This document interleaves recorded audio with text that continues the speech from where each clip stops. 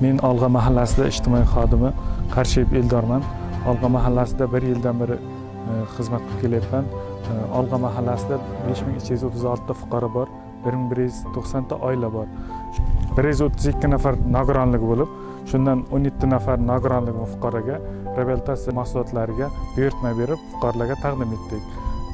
Hozir shu ish jarayonida masalan 57 nafar fuqaroga kes ochdik.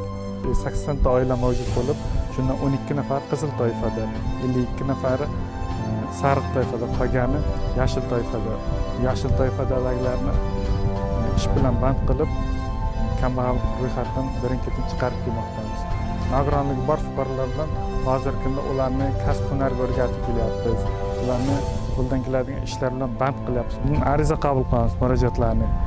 Tazyiq va zo'ravonlikka uchragan ayollar bilan ish olib boryapmiz. Ularni reabilitatsiya markazlariga jalb qilyapmiz. Mana kam ta'minlangan nogironligi bo'lgan fuqarolarni ijtimoiylashishini ta'minlash maqsad qilib kelyapmiz.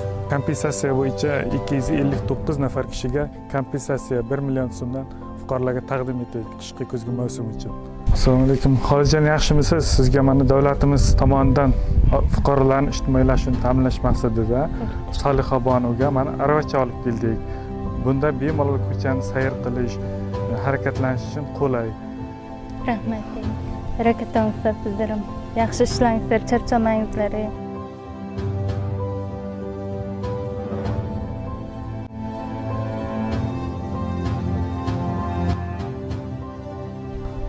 Kasbim yoqadi, savobli ish, xalqqa naf'im teganini xursandman.